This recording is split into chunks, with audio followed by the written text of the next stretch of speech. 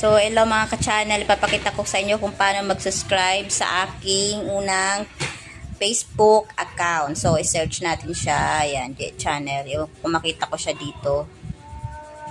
Ayan, ito po siya. Ayan. Yan ang aking account. Try po natin mag-subscribe kasi yung pangalawang account na ginawa ko ay hindi ko nabidyoan kung paano ako nag-subscribe. So, ipapakita ko po sa inyo pero hindi natin i-continue kasi nakapag-subscribe na ako. So, ayan. Pindutin lang natin subscription. Ayan.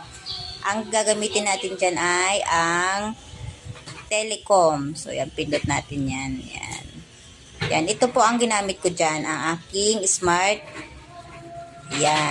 communication ng Telecom po.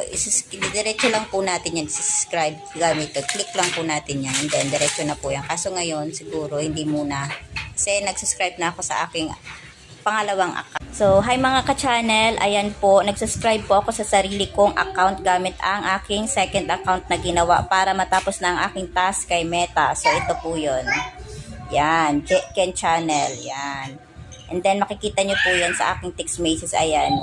Ito po ay may charge na 32 pesos. So, ayan. Ito po. You have been charged. Ayan, 32 pesos for your Facebook subscription. Ayan, nakita nyo po yan. So, ayan, back natin. Thank you.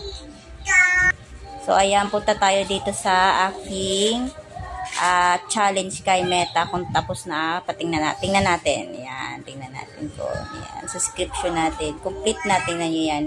Complete na ang ating subscription beginner challenge. O, kita nyo yan. Ayan. Screenshot natin. So, ayan mga ka-channel, papakita ko po sa inyo na nakapag-subscribe na ako sa aking una account. Ito po. Yan. Go to subscription hub. Ayan. Tingnan po natin ang aking subscription hub.